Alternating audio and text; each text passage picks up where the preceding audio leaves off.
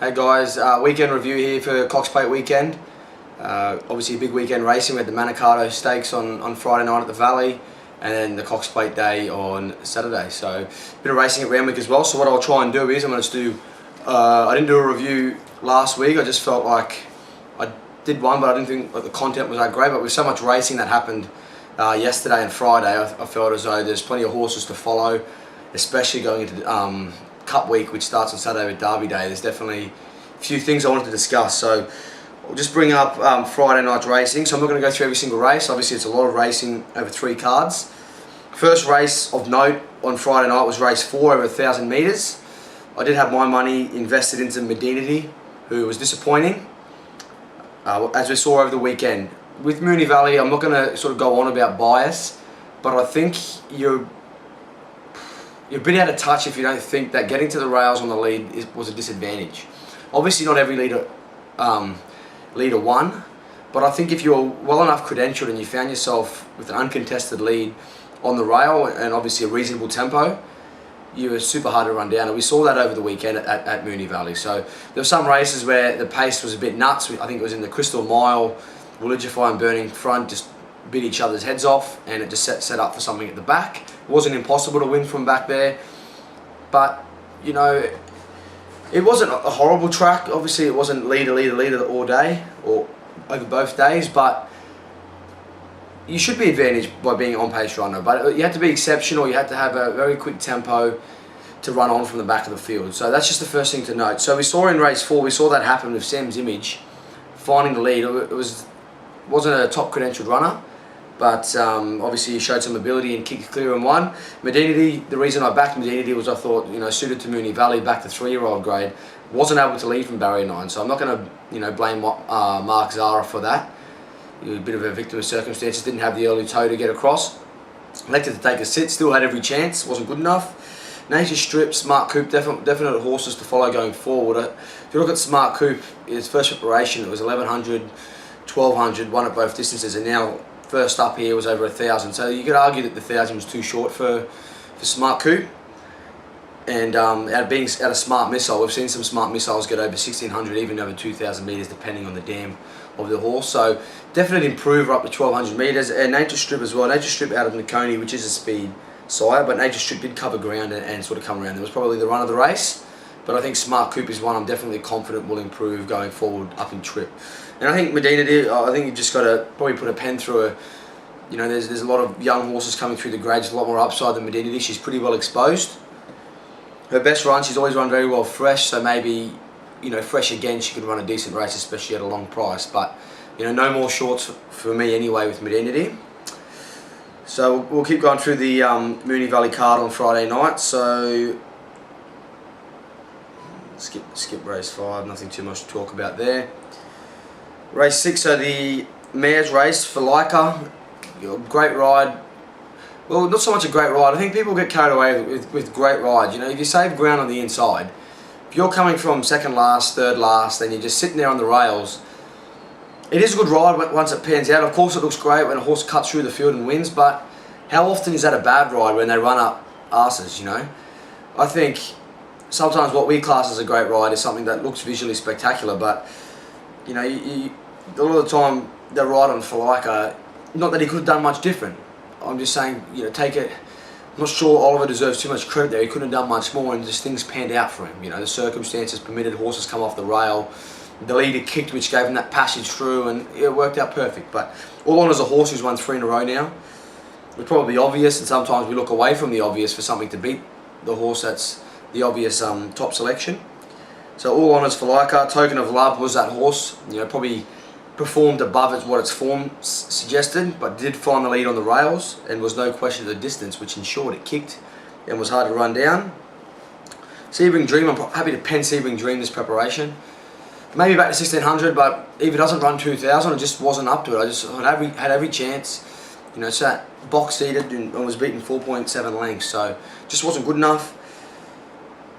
Smart as you'd think.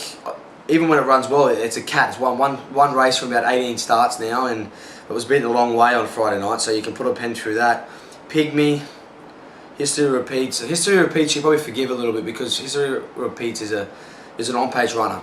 So it didn't get across from the wide gate and was sort of wide midfield, and we put a pen through it. And Pygmy looked attracted in suit, but once again, I don't know. I'm not sure how well Pygmy's going this preparation. So out of the race, really the only one to follow going forward is Falika. I'm not sure. I think they're going to the matriarch, and I think Falika, depending on what lines up, is a red hot hope. It's Flemington or suit. It's in red hot form. It runs 2,000. It seems to be its best distance. So Falika's in with a chance. Obviously, it's going to be going up in grade though and versing some smart mares, depending who lines up. So race 7 was the Manikato, and kudos to Tony McAvoy for getting Haydock back from a mile, freshened up for the 1,200 metres of the Manikato. But once again, another example of a horse sort of overperforming market expectations by getting to the lead on the rails. So, if I knew Haydock was going to be leading on the rails, I'd probably be backing it each way. But from what I heard, the stable come out and said they'll be going back in the field. So it's a bit tough for punters. When you've got these messy speed maps that aren't being run as expected. But, obviously the trainer and the jockeys of the horses are trying to give their mount the best chance. And Luke Curry got across, albeit he's got the suspension, and was able to win the race. In Her Time was gallant. I was cheering her and Vega Magic on. I had In Her Time for a very big collect. I had her at 15s. So a little bit disappointing to get so close. I was a bit disappointed by Corey Brown. I know he protested in the steward's room, but I still feel like, as I think the steward said, and it was either McAvoy or Curry said, that Corey Brown had the chance to kick up on the rail and hold the lead, and he elected not to. And he's trying to blame Curry for that on Haydock, but I think Corey Brown consciously elected to take a sit, and it's with the way the track was playing, I don't understand that. So I have no doubt if In Her Time leads, she wins. But it turned out she ran a good race. Haydock was tough. Once Haydock come around that bend, he's a mile Group 1 winner. He's never going to be. He's not running out of gas the last 100 there. He's going to kick, and it's going to take a horse with a exceptional turn of foot to get past him. So that's how it turned out. Malaguera ran a great race, sort of saved ground through the inside. So that's something to take out of it. That the horses closer to the rail were definitely the trifecta runners. Vidora was held up, and then Chautauqua. There's a lot of people complaining about Chautauqua being scratched. I'm not too sure the condition of the horse, but A, you've got to trust the vets. B, you got to be happy to get your money back. I think even if Chautauqua was 100% fit, the way the track was playing and the way the top three where they were in the run, if Chautauqua was trying to circle that field, I can't possibly see the horse winning. So, Chautauqua backers should be reasonably happy they got their money back. As you go through, Vega Magic's the big disappointment of the race, the big story, obviously starting at about $2. A lot of punters were heavily invested on Vega Magic. Never looked comfortable. He looked the most disadvantaged of the bump with when they protested on In Her Time. In Her Time didn't seem too badly affected. Vega Magic definitely sort of balked. So, whether that put him off, whether he's trained off, I'm not too sure. Why he didn't run to his best. He certainly was below his best. You can't say, Vega Magic's bubble burst. It's a simple case if he didn't perform on the night. And he has been a consistent horse, so there might be an issue there. I haven't heard of anything yet. But I'd tread with caution. I couldn't back him in the Dali Classic. He's either trained off, there's an issue there. He might even spell. But, as it turns out, he was a big disappointment. Everything behind those runners probably just a little bit outclassed. Super Cash clearly had an issue beating 18 lengths, that's not her, and English beating 22 lengths. So that's another controversial point, was the fact that English reared up in the barriers and was vetted. Past fit, runs 22 lengths last. So it'll be interesting to see if there's a fallout there with an injury with English, but it's probably her for this prep. She's probably done. So out of the race, I think Haydock's a chance in the Dali Classic because his 200 metre form's quite good. You can't knock his win here, and he's won up the straight before. And it does take a strong horse to win the 1,200 metres up the straight and Haydock's a 1,400 metre, 1,600 metre winner, so he's clearly well credentialed to be there to tough it out the last 100. In Her Time ran well. Be her first time up the straight. I'd prefer Haydock at $10 in the Dahlia as opposed to In Her Time at $7. Once again, Vega Magic can go around without me, and just there's obviously something wrong there, and I couldn't back the rest in the Dahlia Classic. So really only Haydock inner time, some hope in the Daily Classic, and I'm happy to wait for Vega Magic to spell and come back next preparation, and I'll be happy to forgive his run. Last race of the night, and I felt a bit stiff here again with Miss Gunpowder, hell of a street, the 2 wide back, running second and third.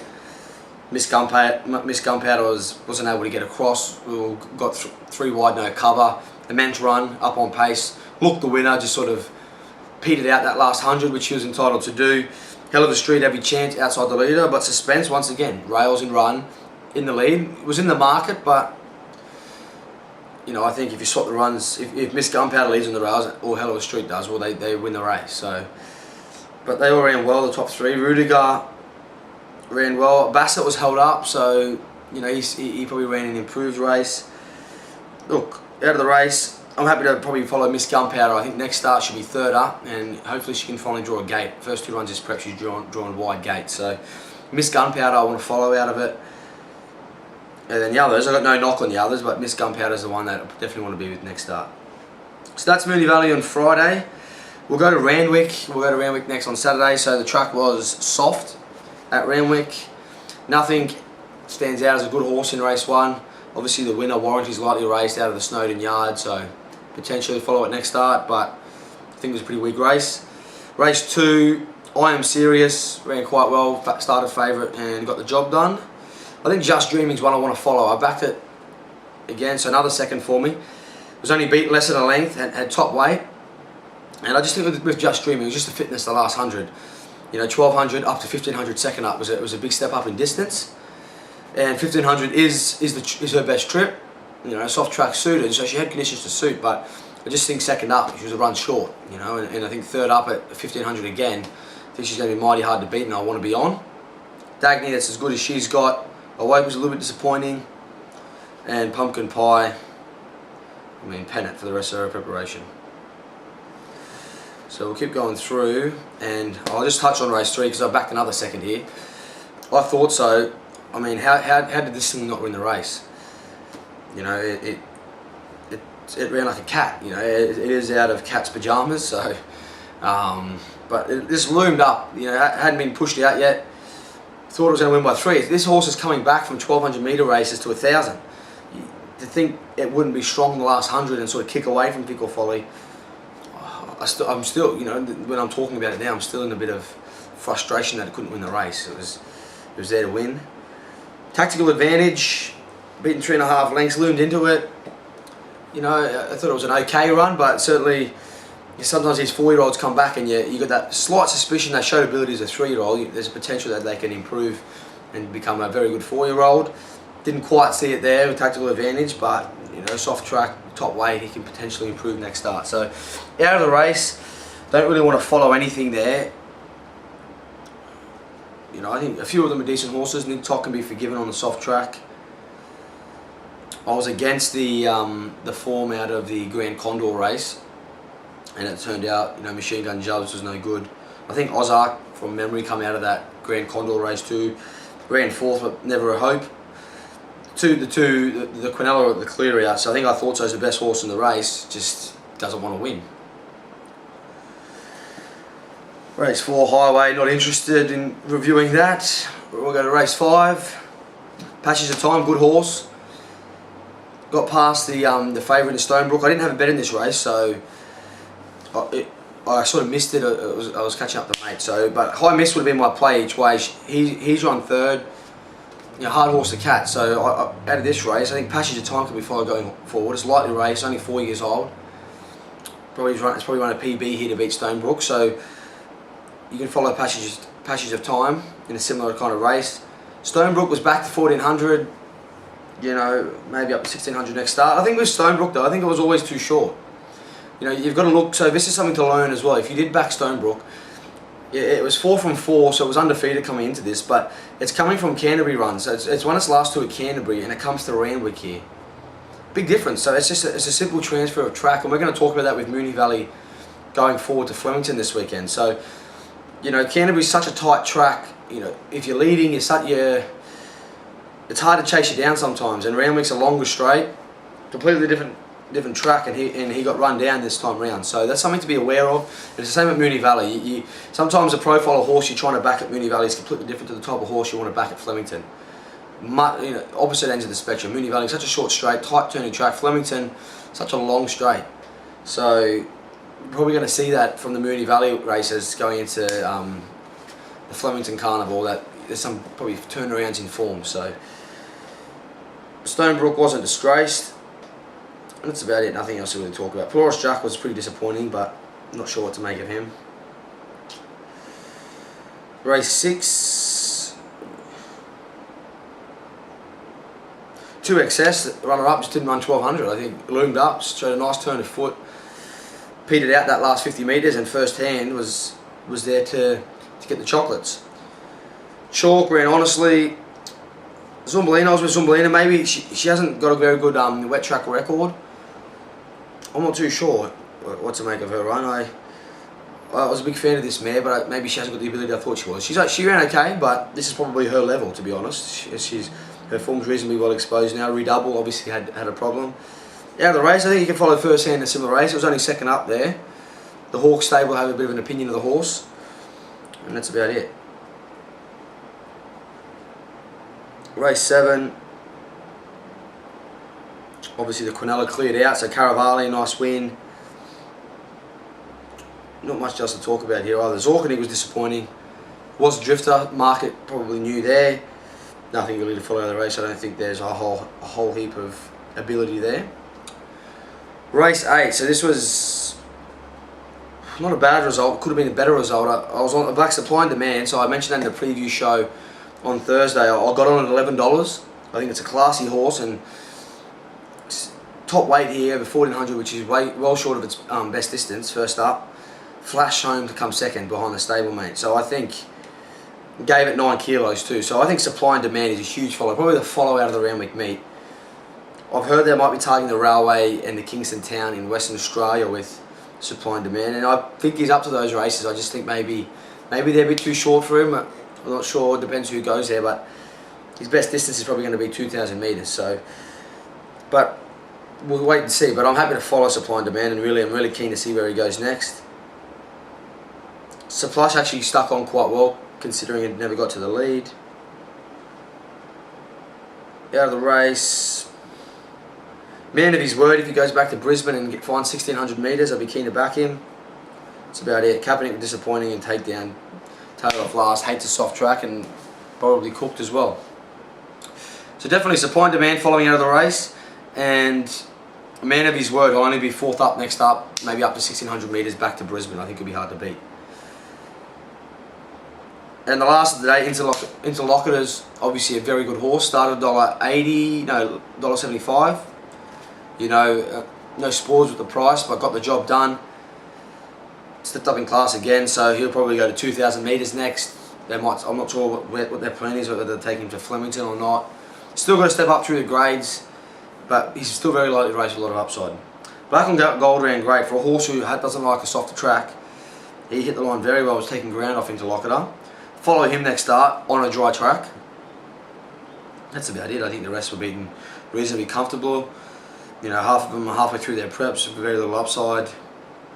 Yeah, that's it. So, Interlocutor, good horse, follow, but you're probably not going to get a price.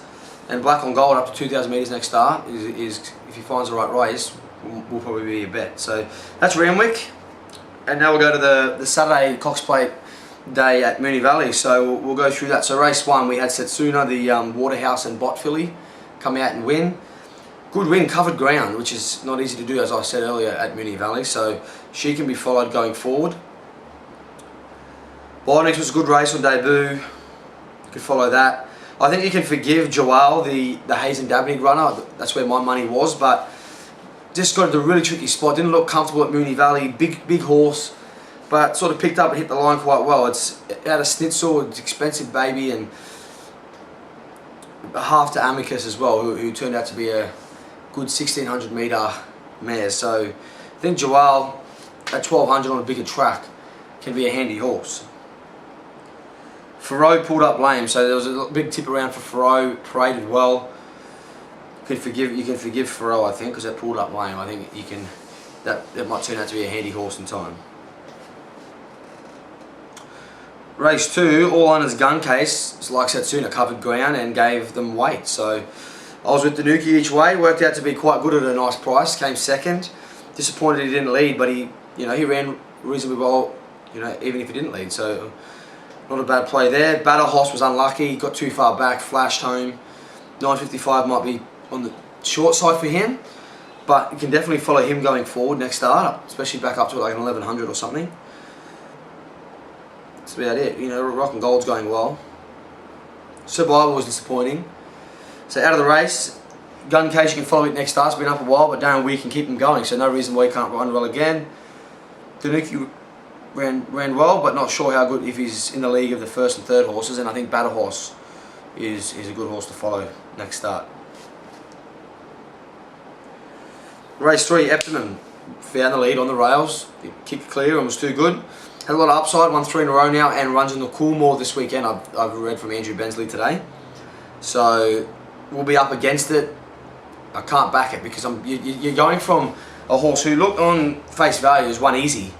Against a good horse like Single Bullet, which has the Viridine form, who is the Coolmore favourite. So you can tie it in there, but you've got to understand this is Moonee Valley leading on the rail. So you've got to take that with a grain of salt, and you've got to not overreact to the margin of how much this horse has won by. So good run, Eptimum has upside. Single Bullet, back to 3 starts in a row now, and it's run second 3 times. It's only 1 run race in its career. Can't say it's a cat here. It's been beaten 3 lengths because so it's not like it didn't stick its neck out, but frustrating horse. Got some ability. He just keeps running into one better. Trekking, bit of a poor ride from Hugh Bowman. Barrier 4, I believe it had, and it's ended up 3 wide early. But I don't think the horse has that much. I was keen on Single Bullet over it. I would have loved to have backed Single Bullet to beat Trekking home head to head, but it didn't turn out that way. Not much else to follow. Duchy, Mercy, Claire Sunshine. Claire Sunshine needs to go for a spell. That's it. Nothing else to talk about. Experimentation. Surprising to see it back last. Some of these might come back as good 4-year-olds. They're only 3. But for this preparation, Eptimum can. I've got to be against in the Coolmore, but it's all dependent on price. If it's like 50 to 1, you can have a spec on Eptimum, but you just got to, you're getting away from Moonee Valley now, and you've got to take the margin that it's won by with a grain of salt leading on the rails. And it's a Single Bullet, decent horse, but just keeps finding one better. A couple of lengths below the top end. Good result, race 4. I had Blondie each way, and on the premise that her 1200 metre run from barrier 1 at this track, this preparation was great. She only lost to Scholes, who was measured up as a Group 1 sort of filly, and we'll see her in the Mire this weekend, Scholes. The query of Blondie was if she was cooked coming back from 14 and 1600 metre poor runs, but turned out barrier 1 ended up getting to the lead and kicked clear, and thought she was going to get swamped there, but was able to find enough to hold on for a win at a nice price. Tarcoola Spirit ran very, very well at a big price as well. Demerara, I thought had every hope, was sort of out-kicked by Blondie. And that's just a bit of a, ran okay, but I think a lesson learned for those people that took the shorts. The horse has upside, it's in a good yard, good barrier, but it's coming down from Sydney at a benchmark 71 race, and it's versing horses that have some pretty good form lines around horses like Scholes, which are proven at Group 1 level. So that's just something to be careful of, is be careful what price you take about these favourites that are stepping up in grade with upside. Some of them are going to win at $2, but I think a fair share will lose as well. Saturday's okay. I don't think it's, it's a couple of lengths below the top end as well for the fillies. Ramu seemed to loom into the race, much improved off his last 2 starts. Not sure if there's a race for it. Maybe we should go for a spell and try and target something first up, like it ran super first up this preparation. And Jorda, don't know what to make of Jorda, as I've said the last couple of sort of reviews and preview shows. So out of the race, I don't think there's anything there with a whole heap of upside this preparation. Maybe Tarcoola Spirit. I think the others have been up for a while and probably be going out for a spell, or will at least hold their level next start.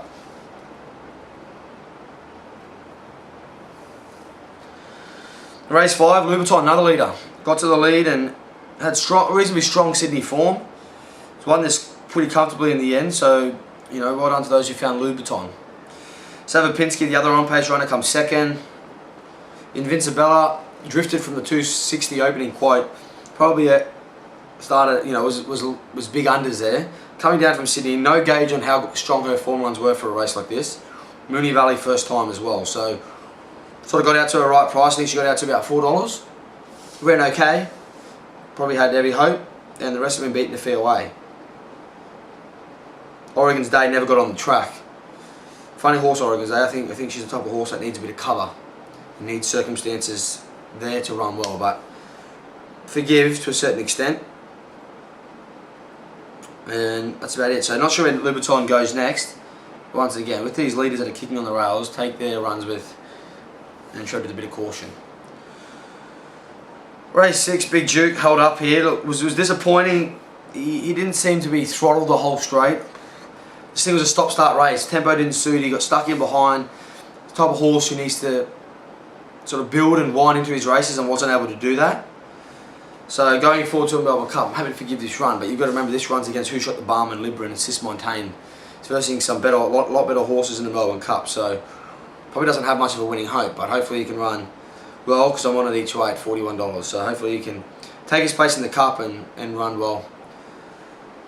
Sis Montaigne was suited by the track, being an on-pace sort of favoured track. That's why the money came for it. I think it was $17 the other day. Got backed into about half that quote. Libra and Who Shot the Barman sort of just got the nice card into it, sort of tracked up.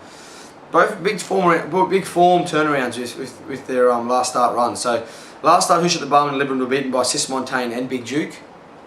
So not sure what's turned them both around, but they both run well, and they've said they're pressing onto the Cup with both. Who Shot the Barman's probably the one who can run a decent race again. You know, he's run well at the Sydney Cup, Melbourne Cup twice. He's run 3 times, but he landed well twice. The other time he was unlucky. So he runs 3,200 quite well. So he could be a place chance for the Melbourne Cup.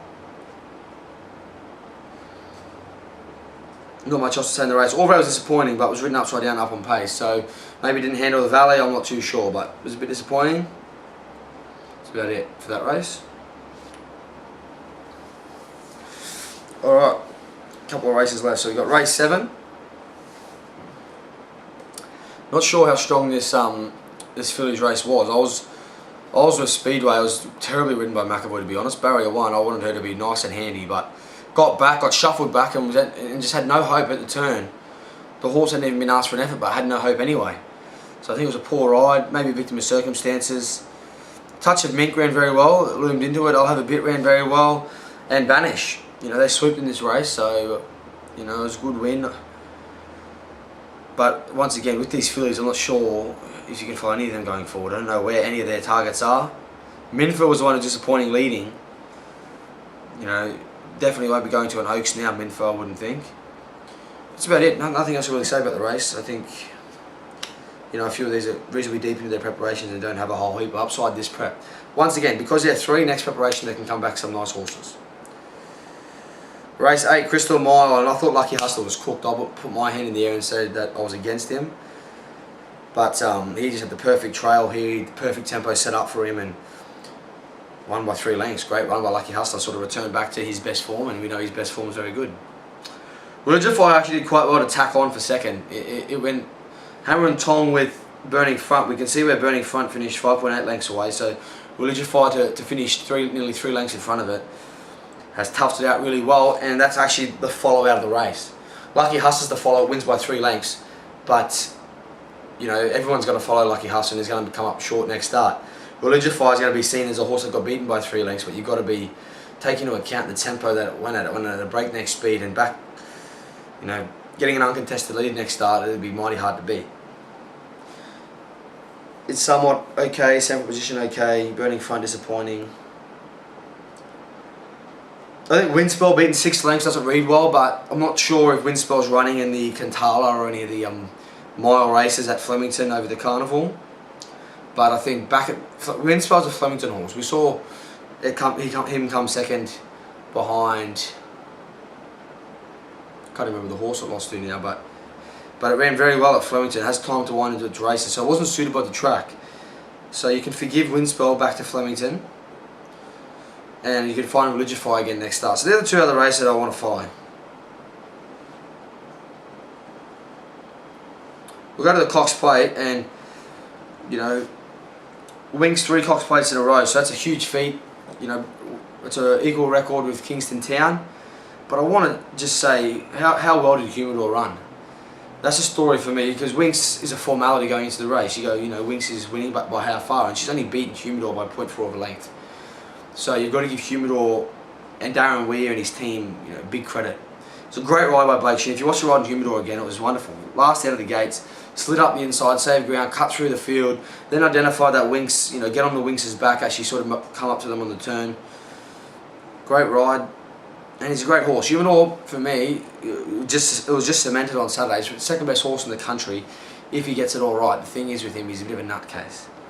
But he ran super on Saturday, and I'm not too sure where they're going to go with him. He's entered for the Melbourne Cup, so he's probably likely to go there. My problem with Humidor at the Melbourne Cup isn't is the distance query, isn't his class. His class can't be questioned. His form here can't be questioned. It's the 3,200 metres, because I think he's had excuses at 2,400, but at the end of the day he's had 3 starts at 2,400, I think, for a second, and that was beaten 6 lengths by Jamaica. So you have to have a doubt in Humidor's form further than 2,000, but I mean, I can see why he's been well backed, and he's been trimmed up about $7 for the Melbourne Cup, because that run was huge. Folkswood tacked on okay for third. Royal Symphony beaten 6 lengths. I certainly didn't think he'd beat Galo Chop home, but I was against Royal Symphony. I think him coming fourth is a tick for me, because he was the second favourite and he's come fourth. So me being against was probably the right rein. Galo Chop, you know, seemed to be cruising at the turn, but sort of ran into a hole the last 100, 150 metres and couldn't hold on for a drum, which would have been nice. Humidor and Galo Chop running places. Happy Clapper, I was against there as well at 2,000 metres. I think he needs to go for a spell. If they are going to run again, he needs to come back to 1,600, if you ask me. And see Burge Hard, I'm just outclassed. So out of the race, this preparation, they've all had a lot of runs. Folkswood's lightly raced his prep. It's only had 2 starts, this preparation. So third up, if it goes to the Emirates, which was their initial target, I think he'll be very competitive and hard to beat. And I think Humidor in a Melbourne Cup has to be a good chance as well. And we'll go to the last race, so the Moonee Valley Vase, and how good is this horse Aloysia? She's an absolute star. You know, I've got this ticket at $29 for the Oaks, and how does she lose it? I don't want to jinx the horse. Nothing's a formality in racing, unless of course it's Winks. But you know, her breeding, her sire is a 2,400 metre Group 1 winner, and she just motored through the line here, and then she's beaten Cliff's Edge by 3.5 lengths. It's Cliff's Edge beaten third by 8 lengths or 9 lengths, I think. So she's in another stratosphere to these, and she's going to the Oaks next, and super, super, super hard to beat. Cliff's Edge, just read today by Bensley as well, will be spelled now. Not going to the Derby. It would have been 3 runs for 3 weeks in a row for him, and that's probably a bit much. I thought he ran super. I did back Cliff's Edge because I felt like he'll get to the lead, and Aloysia, question mark on where she maps. If I knew she was going to map third on the rails, I probably would have backed her, but didn't know that. Cliff's Edge ran super. He beat Salsamore by 5.5 lengths. So, you know, he's probably ran up to his best, or close to his best. I think Aloysia's just on another level. Pissarro ran on quite well, beat home Vinda Dance and Sanction. So Sanction was disappointing. He's going out for a spell. And that's about it. The rest are probably got no hope in anything going forward this prep. So out of the race, Aloysia is virtually a model for the Oaks, but you don't need me to tell you that. She's $1.70. Cliff's Edge ran super. Wouldn't jump off him, but I assume he'll be spelled after such a long preparation. Salsamore, he'll probably press on to the Derby, being out of Tavistock. But look, if there's no Cliff's Edge, we don't know how he's going to tie into Tangled and horses like that. But I mean, Cliff's Edge and Aloysia in another world to him this time around. And that's it for this race. So that's it for the weekend review. So just once again, be careful with this Moonee Valley form, and especially the leaders. Be forgiving of those back in the field trying to make ground. And we're going to be going to Flemington for Derby Day on Saturday. So I'll do a preview video for that. But You know, a lot of the time we're going to find completely different style of horse that suits Flemington. Even sometimes it's hard to take Caulfield form to Flemington. We actually saw with Cliff's Edge the other week. We saw Cliff's Edge get run down by main stage at Flemington over 1800, and then the next time they met was at Caulfield, and Cliff's Edge kicked clear and won by 3.5 lengths. So the horse probably improved between runs, but the difference between performances was huge coming from Flemington back to Caulfield. It's a completely different dynamic. You know, back markers are better suited at Flemington and leaders are better suited back at Caulfield, and then even more suited again at Moonee Valley. So it was a great weekend's racing. Tough for punters, tough for myself. Definitely a losing weekend for me. Lost on Friday night and did manage to lose on Saturday too. It wasn't an absolute strip out as such, but I've always struggled on Cox Plate weekend. So the thing to learn for me and other punters who might have struggled going forward too is that I've notoriously struggled at Moonee Valley.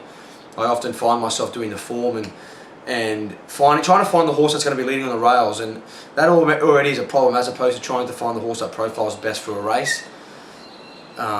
So that's something to think about. You know, it does pay to review, as I've done here, but look at your own betting after the race workout. You know, did I pull the wrong rein there? Did I look at it the wrong way? Did I miss the obvious? What would I do different next time? Or sometimes even if you back a loser, you can sit there and you can say, I'm happy with how I played the race. The horse that I backed firmed. You know, it come fourth. I backed it at 40 to 1. It come fourth. Yeah, I lost money on the race, but you know, it was a good play because the horse ran above its market expectations. It was the right rein I pulled. Just got to ride the up and down nature of this game. So learn from the lessons, and hopefully we can have some good fortune back at Flemington and have a really good Cup week. So I'll speak to you all probably Thursday. I'll be aiming to do my Derby Day preview video again. So speak to you all then, guys. Cheers.